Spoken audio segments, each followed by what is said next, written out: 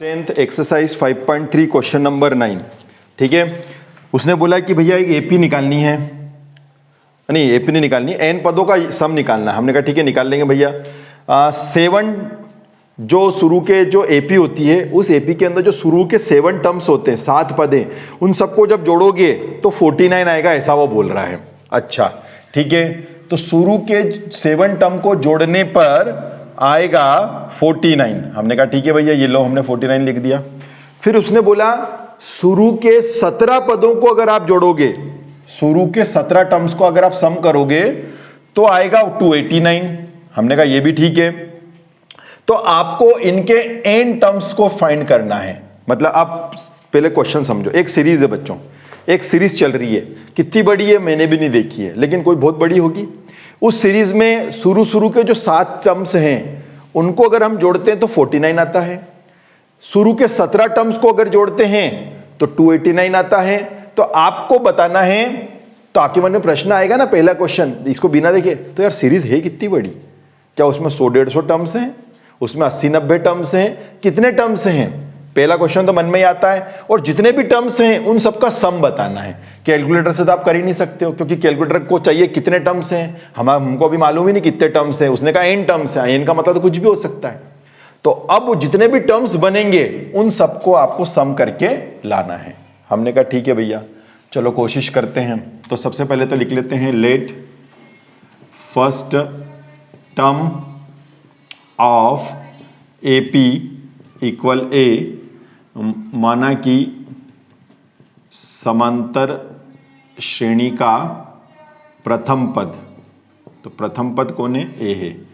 सार्व अंतर मतलब common difference, common difference है डी।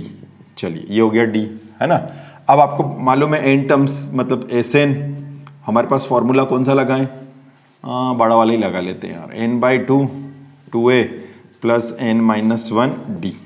ठीक है, क्योंकि हमको यहाँ पर ना तो कौन सा टर्म्स है भैया, 7 टर्म्स है, तो इनकी वैल्यू कितनी रखनी है, 7 रखनी है। ए बोले मालूम ही नहीं है यार।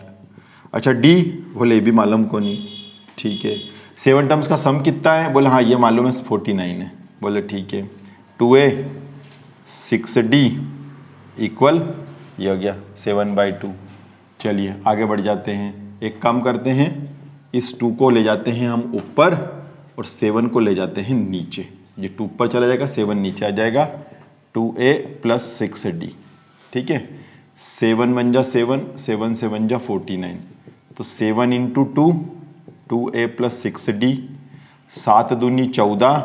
हाँ कुछ कॉमन वामन हो जाए, बोले यस सर 2 कॉमन ले लो।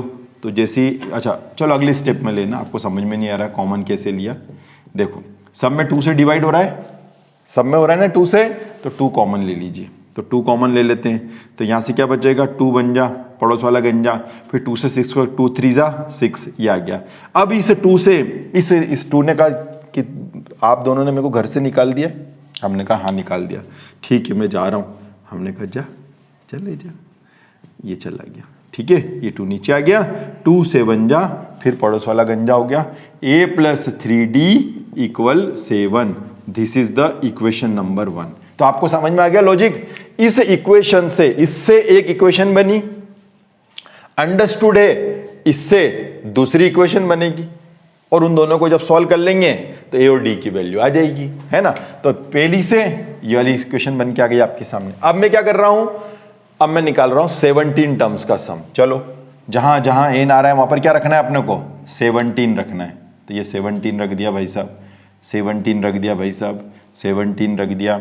17 में से 1 गए तो 16 रख दिया। 17 टर्म्स का सम कितना रे, 289 है, तो 289। अच्छा यहाँ पर ऐसा लिख लो, नहीं तो मालूम ही नहीं पड़ेगा कब शुरू कर दिया। तो 17वां पद है ना, 17th टर्म, ये लगा दिया अपन ने 7th टर्म। ठीक है, आगे बढ़ जाते हैं, आगे बढ़ते हैं भैया, इधर चलते हैं। 289 इंटू, चल 2, 7 और 2 को दोनों को घर से निकाल दिया। बोले हाँ चलो ठीक है जाओ, ये देश हुआ बेगाना, चले जाओ तुम यहाँ से। तो 2 ऊपर चला गया, 7 नीचे आ गया। अब क्या बचा, 2a प्लस 6d। ठीक है। अब 7 से काट लेते हैं, 7 चौक 28 और भैया कटेगा ही नहीं, चलो ठीक है, वाह ईश्वर की इच्छा यही थी। बड़ा बेकार है साला है से 289 नहीं क्या, एक बार चेक कर लेते, इतनी बड़ी बेकार वैल्यू दे रखी है।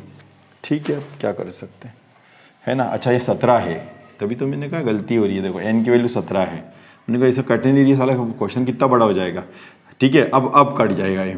ठीक है 17 7 119, 17 8 17 धाम दूस होता है वो तो 17 से भाग दे के देख लो, 17 एकम 17, 7 और 1 8, 17 17 119, ये हो गया साहब। कितना आया 17 से 17 करा। तो बहुत सारे मूर्ख लोग क्या कहते हैं, कह रहे ये 17 नीचे से ऊपर कैसे आ गया, ये नीचे 17 था ऊपर कैसे आ गया, अब वो काटा 17 से इसको। ठीक है ना, चलो महामूर्ख की जय। ठीक है तो 17 इंटू 2a + 6d। ठीक है 17 दूनी 34। ठीक है 2 कॉमन निकाल लो तो 2 1 जा 2, 2 3 जा 6 है। इन दोनों ने इसको घर से बाहर निकाल दिया, इसने कहा ठीक है जा रहा हूं मैं, ये ले तो a + 3d, 2 से काटा कितना आ गया 17, ये आ गया। देखो same question a + 3d, a + 3d नहीं 16 है ये, है ना, ये 16 चल रहा है। और ये देखो यहाँ पर गलती हो गई थी ना, ध्यान रखो 16 है ये, 16 कॉमन, 16 चल रहा है, 2 कॉमन निकालोगे तो 2 8 16, तो यहाँ पर 8 आएगा, है ना, 8 आया तो कितना आ जाएगा a + 8d = 17, a + 8d = 17। और पहली इक्वेशन क्या थी, a + यहाँ पर क्या आया था 6d, तो 3d = 7 आई थी, ये इक्वेशन नंबर 1 थी। तो ये इक्वेशन नंबर 2 आ गई, बस इक्वेशन 1 भी आ गई, इक्वेशन 2 भी आ गई, इन दोनों को आप सॉल्व कर लो। चलिए यहाँ तक दूसरी इक्वेशन हो गई, इसको इक्वेशन नंबर 2 डाल देते हैं अपन, ये इक्वेशन नंबर 2 आ गई है। अब हम दोनों को सॉल्व कर लेते हैं, इक्वेशन 1 एंड इक्वेशन 2 को हम सॉल्व कर लेते हैं, तो क्या आता देखते हैं। तो यहाँ लिखेंगे अपन फ्रॉम इक्वेशन 1 एंड इक्वेशन 2, समीकरण 1 और 2 से। तो समीकरण 2 पहले आप आ जाओ, हाँ ठीक है, समीकरण नंबर 1 फॉलो करो इसको, तो a + 3d = 7। ठीक है, हाँ एलिमिनेशन मेथड चल रही, विलोपन विधि, आप दोनों एक जैसे हैं, साइन चेंज कर लो, कर लिया, बाय सब्सट्रैक्शन घटाने पर कैंसिल हो गया, 8 में से 3 गया 5d, 17 में से 7 गया तो 10, इसलिए d = 10/5 दूना 10। ये आ गई साहब d की वैल्यू 2, ये d की आ गई। इस d की वैल्यू को उठाओ और इक्वेशन नंबर या तो 1 में रख दो या 2 में रख दो, तो मैं हमारी इच्छा है कि मैं 1 में रख देता हूं। तो यहाँ पर लिखेंगे समीकरण 1 में d का मान रखने पर, putting the value of d in equation 1। आ जाओ भैया, a + 3d = 7। हाँ भैया, हाँ d महाराज कितने हैं आप, बोले हम 2 जने हैं, घर से भगाया गया था हमें, 3 2 जा 6 = 7, तो 7 - 6, तो a की क्या वैल्यू हो गई 1, ये a की वैल्यू आ गई भाई साहब, a की वैल्यू आ गई, d की वैल्यू आ गई, है ना, हमें यही चाहिए था। अब हमें निकालना क्या है, सम ऑफ n टर्म्स, n पदों का योगफल निकालना। n मतलब n की जगह आपको n ही रखना है, हमने पूछ रहे थे ना n माने कितना हो सकता है, तो उसने कहा हमें नहीं चाहिए, हमें तो इन सब का n सम का टर्म चाहिए। मतलब जैसे 14 होता तो हम 14 का निकालते, 15 होता तो हम 15 का निकालते, लेकिन उसको तो n चाहिए, तो एक स्टेप ये हो गई कंप्लीट। यहां तक आपको समझ में आ गया, ठीक है। अब मैं इसके आगे कर लेता हूं, मैं निकाल रहा हूं सम ऑफ n टर्म्स, n पदों का योगफल। तो यहां लिखेंगे अपन n पदों का योगफल, सम ऑफ n टर्म्स। क्या होता है फॉर्मूला, Sn = n/2, ये देखिए formula n/2 2a + n - 1d, ये फॉर्मूला है। चलिए n की जगह n ही रखना है, मैं क्या करूं, उसने n ही का बोला था, n की जगह n रखना पड़ेगा, n की जगह n रख लो।